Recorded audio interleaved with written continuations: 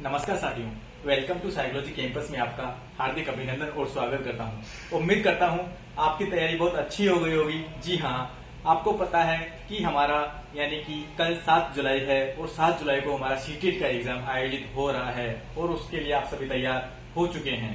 जी हाँ साथियों, सबसे पहले तो मैं आप सभी को बहुत बहुत शुभकामनाएं और यही कहूंगा कि आप अपने सेंटर पर किसी का दूसरे जिले में है तो वह आज ही पहुंच गया होगा या पहुंच जाए, क्योंकि सुबह टाइम से यानी कि हमें 1 घंटे पहले एंट्री हमारी स्टार्ट हो जाती है, तो एक निश्चित टाइम का आपको ध्यान रखना है। साथ ही मैं आपसे एक बात और शेयर करना चाहूंगा कि साथियों, टाइम मैनेजमेंट जो हमारा है इसको बड़ा महत्वपूर्ण मानना है हमें कि आपने जितनी भी प्रैक्टिस यहाँ पर की है टाइम मैनेजमेंट के लेकर की है, तो आपने जैसे कि सीडीपी की हम बात सीटेट के हम बात करें तो लेवल फर्स्ट होता है। इसके अंदर 5 यूनिट हैं। 5 यूनिट के अंदर हर यूनिट में 30 प्रश्न आएंगे, यानी कि टोटल मिलाकर 150 प्रश्न होंगे। और वही सेकंड लेवल की बात करें तो उसमें भी 150 प्रश्न होंगे। 30 नंबर क्वेश्चन हमारे सीडीपी के होंगे और 60 जो है एसएसटी और मैथ साइंस मैथ के होंगे और लैंग्वेज फर्स्ट और लैंग्वेज सेकंड के 30 होंगे। तो दोनों पेपरों में 150 प्रश्न होंगे और हमारे पास टाइम है जो 2.5 घंटे हैं, यानी कि 150 मिनट है। तो आपको किस तरह हैंडल करना है, आप इस तरह हैंडल कीजिए। मेरा व्यक्तिगत जो अनुभव है वो आपके सामने शेयर कर रहा हूं कि जैसे कि लेवल फर्स्ट की अगर बात करूं मैं, तो आपको सीडीपी के 30 प्रश्न आपके सामने हैं, साइकोलॉजी के 30 प्रश्न हैं, तो आपको उन प्रश्नों को एक ही बार में 2 बार पढ़ना है। एक बार समझ में नहीं आया क्वेश्चन दोबारा पढ़िए, दोबारा जैसे हम पढ़ेंगे क्वेश्चन का हमें एनालिसिस मतलब समझ आ जाएगा। अगर क्वेश्चन अच्छे से हमने समझ लिया है तो आप तुरंत उत्तर निकाल लोगे।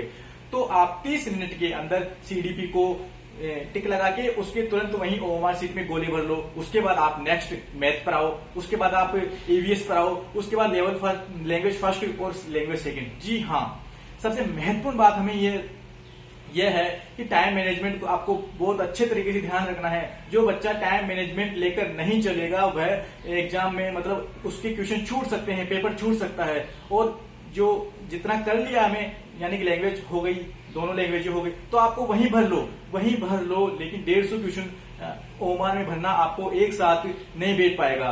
तो आप साथ के साथ ओएमआर सीट भरते चलें।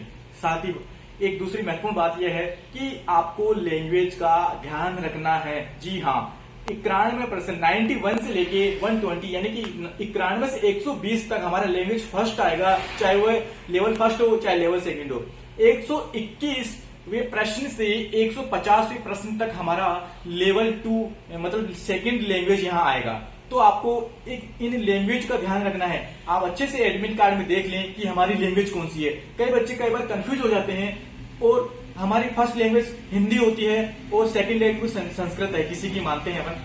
तो वह क्या करता है, लैंग्वेज फर्स्ट यहाँ पर हिंदी अटेम्प्ट कर देता है और साथ ही साथ लैंग्वेज फर्स्ट की जो संस्कृत है उसी को अटेम्प्ट कर देता है।